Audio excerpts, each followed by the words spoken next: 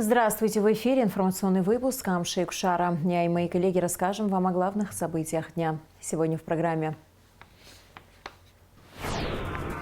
В Сухуми прошло торжественное собрание, посвященное столетию со дня образования Министерства просвещения Абхазии.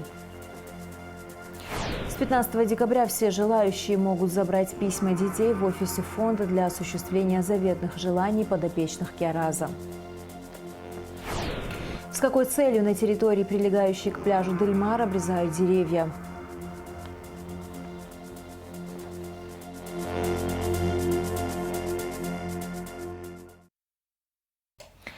«12 декабря исполнилось 100 лет со дня образования Министерства просвещения Абхазии. В Сухуми прошло торжественное собрание, посвященное знаменательной дате. В мероприятии принял участие вице-президент Бадра Гунба. В своем выступлении он поздравил сотрудников министерства с юбилеем и зачитал поздравительный адрес президента Абхазии Аслана Бжания.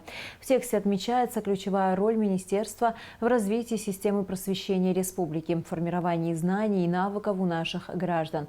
Глава государства выразил всем, кто трудится в сфере просвещения, благодарность за непрерывное стремление к развитию и совершенствованию образования.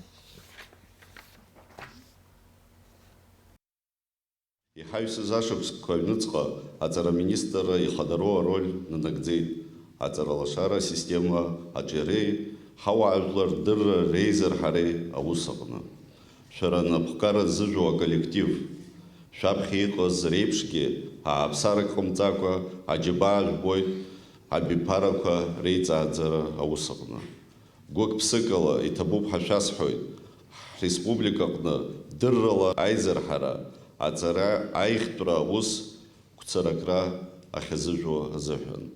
Харагурахгой, шараша профессионализм, так хокра, шуз, азнейший, хтула, Абхерапия пейпшлаша, акчараду шаио.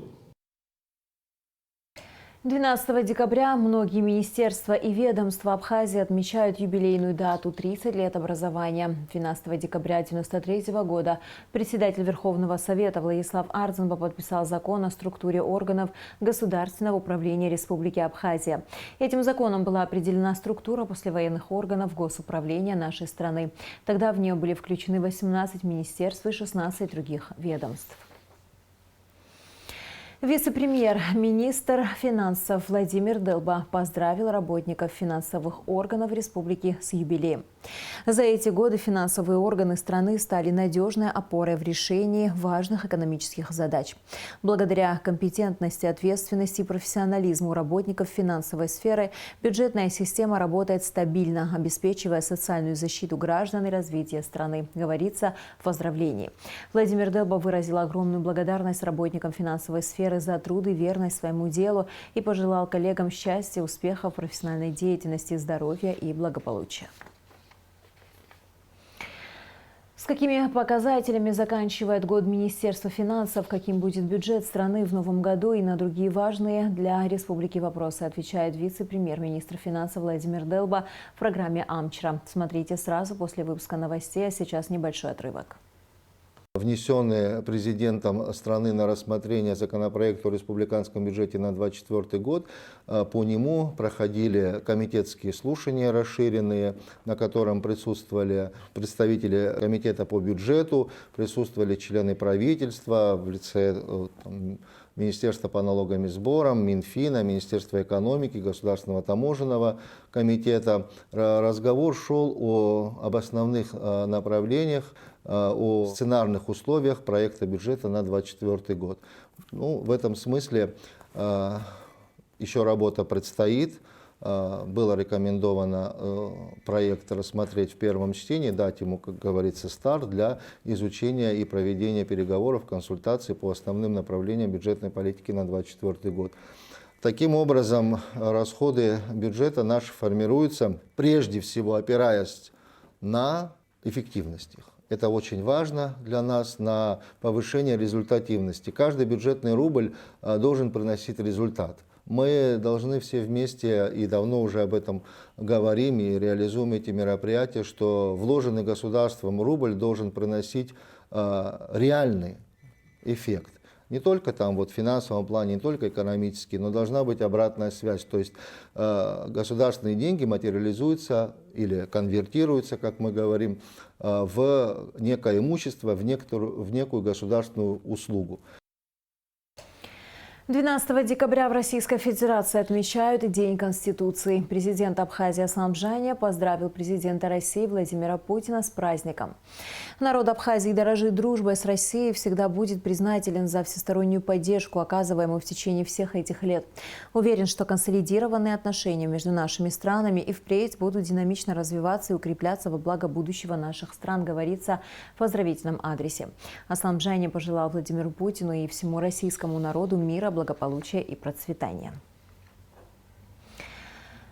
Спикер парламента Лаша Ашуба поздравил руководителей палат Федерального собрания России Валентину Матвиенко и Вячеслава Володина с Днем Конституции России.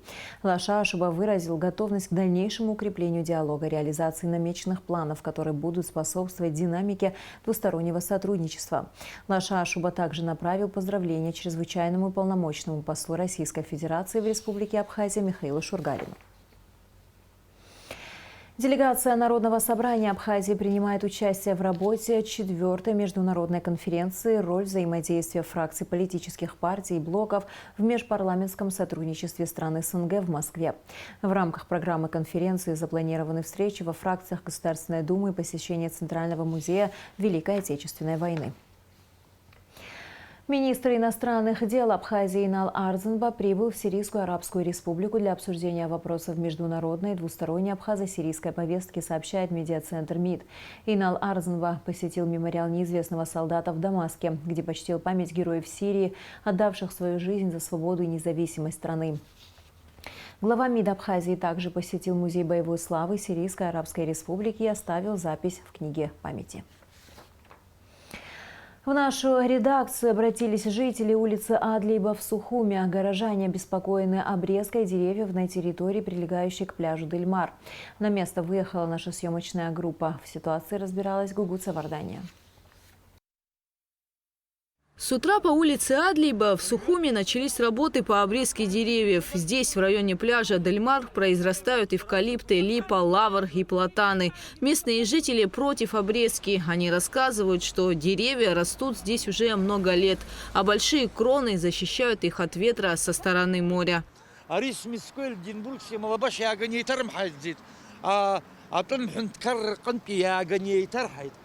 Ара малярийные комариячек зиги-зиги вдрует. Ара яха малярийные комариома, короче, арать вот штахку барква хас хава ами харфо ялаги. Абрасын ход пшни паш псараха иште маяк. Абри атып абраска хахгуло ижбо. Ай башраштах. Абри атып сахлапшван. По словам специалистов, работавших на месте, а также хозяев участка, разрешение на санитарную обрезку деревьев было выдано Государственным комитетом по экологии Республики Абхазия. Главным условием в документе является соблюдение эстетики зеленых насаждений. Одной из причин обрезки после осмотра экологами стало разрастание кроны и частичное усыхание ветвей деревьев, а также чрезмерная близость к электрическим проводам и опасность того, что большие ветви упадут на дорогу. За комментариями мы обратились к руководителю Госкомитета по экологии Савелию Читанава. Конечно, очень приятно, что население и народ неравнодушно относится к таким явлениям, сохраняя городскую среду и зеленый ее покров. В конкретном случае, что касается территории Дель-Мар, там месяц назад, где-то около месяца, полтора, может, тому назад обращались к нам, наши инспектора выезжали, провели оценку состояния данных деревьев. Собственно говоря, нами было дано заключение на разрешение на обрезку. Почему? Потому что, чтобы разгрузить парусность кроны и липы, и эвкалиптов, чтобы в полном расцвете, но кроны разрослись ввиду того, что они растут на берегу, ветреные проявления мешает, конечно. Там, если вы обратили внимание, рядом же создается парк, причем великолепный парк. А здесь они хотели во избежание несчастных случаев крона переросшая, крона разросшая. И потому со стороны специалистов-экологов было дано разрешение на обрезку этих деревьев. По словам Савелия Читанава, после обрезки деревья вновь разрастутся примерно через 2-3 года. Гугуца Вардания, Раму Камки, Абхазское телевидение. Информация, распространяемая некоторыми интернет-ресурсами, якобы проводимая МЧС инвентаризации убежищ оборонного характера, недостоверна и не заслуживает доверия. В спасательном ведомстве также отметили, что никакая жилая собственность под эти нужды у населения не приобретается. В Абхазском госуниверситете учредят стипендию имени кандидата биологических наук первого проректора АГУ Виктора Маландзе. Его именем будет назван и Музей природы биолого-географического факультета. Кроме того, кафедра экологии и морфологии животных планирует выпуск отдельного издания систематизированных ими научных трудов Виктора Маландзе. А 26 декабря на биолого-географическом факультете пройдет научно-практическая конференция, посвященная памяти ученого, которая станет традиционной. Об этом сообщает отдел информации и медиакоммуникации АГУ. Премия Ассоциации ательеров АМОС впервые пройдет в Сочи 18-19 декабря. Абхазский союз туризма представит отели Абхазии на рассмотрение экспертного совета в нескольких номинациях. Участие в премии предоставит возможность отелям выделиться среди конкурентов, привлечь внимание посетителей и даже привлечь инвестиции. Также в рамках премии пройдут семинары, лекции, деловые игры для ательеров, представителей здравниц, курортов, апарт-отелей и гостевых домов. Кульминацией станет церемония награждения лучших отелей. Участие в премии для ательеров бесплатное. В этом году, в октябре 18 числа, когда проходил форум «Визит Апсны», мы подписали соглашение. У нас теперь Международный туристический альянс создан, несколько туристических организаций и ассоциаций, союзов Крыма, Краснодарского края и в том числе Абхазии подписали такое соглашение о сотрудничестве для того, чтобы проводить вместе мероприятия и вообще содействовать развитию туризма.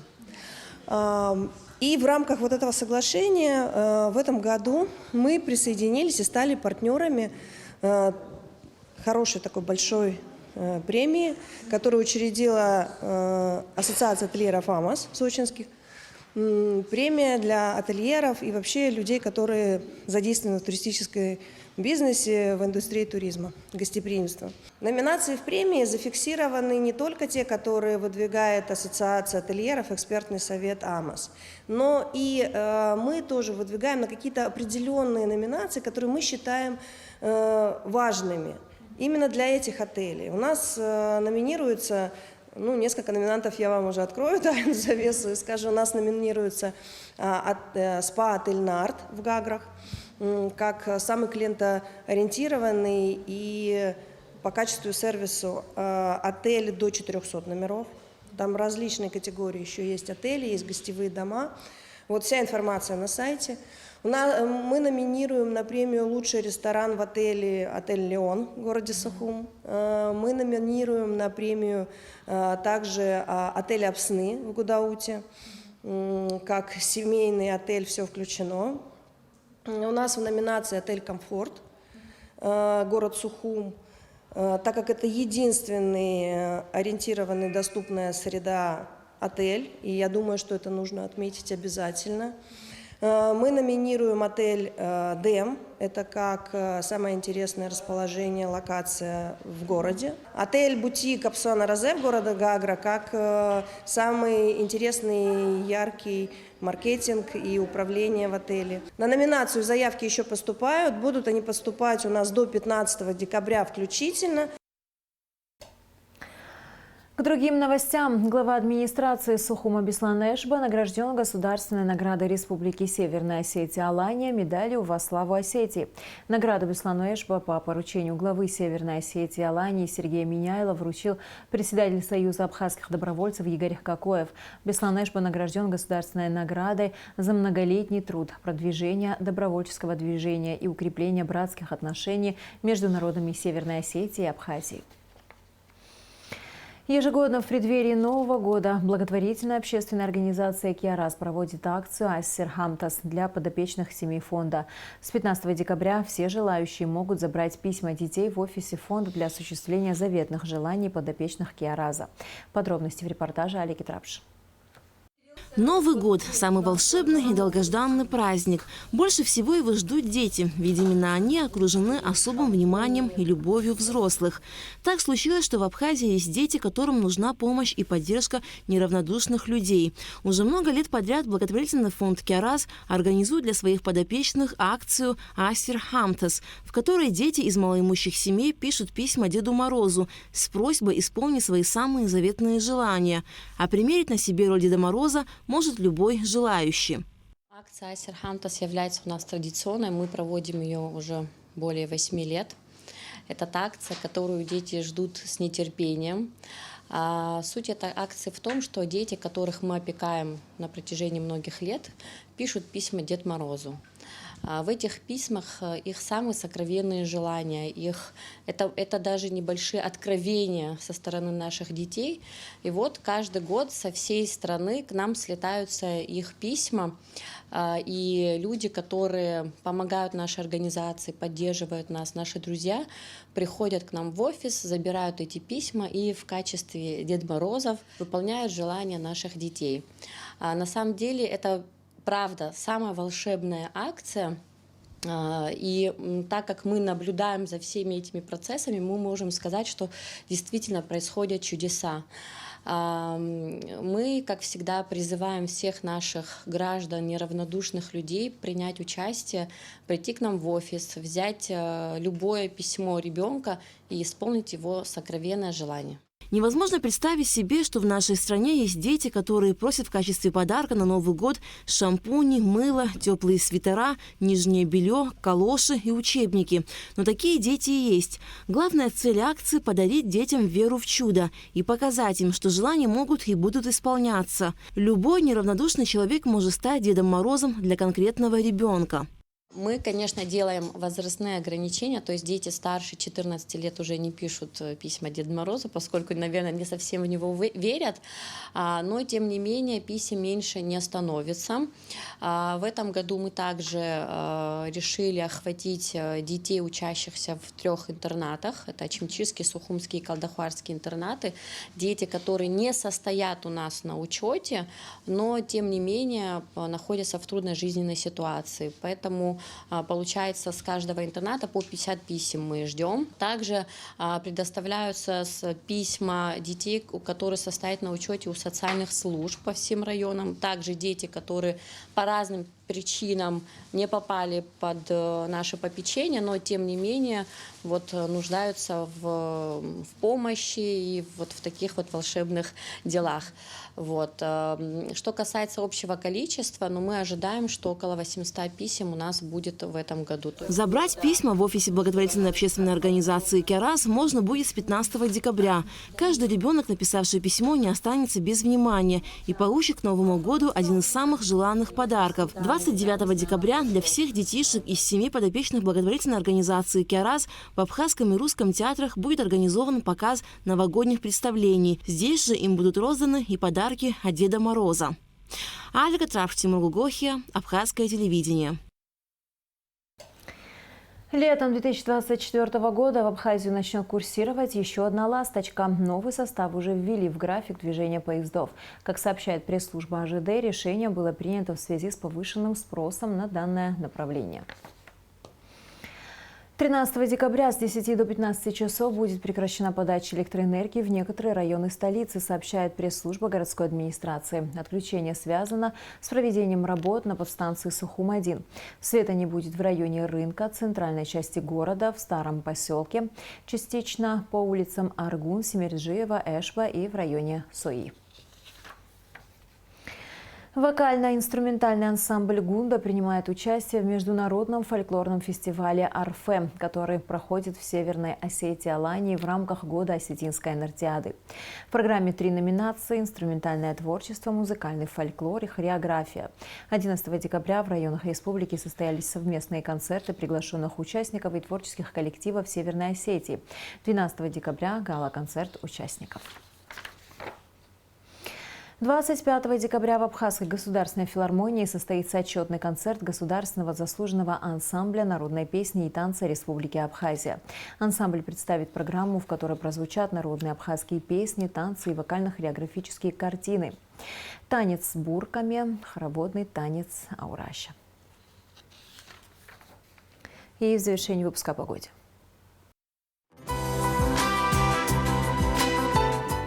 По сообщению гидрометцентра, в среду 13 декабря на территории Абхазии ожидается облачная погода с прояснениями, временами дождь, местами дождь с градом, гроза. В горах снег. Температура воздуха ночью 5-10, днем 7-12 градусов. Температура морской воды 14 градусов.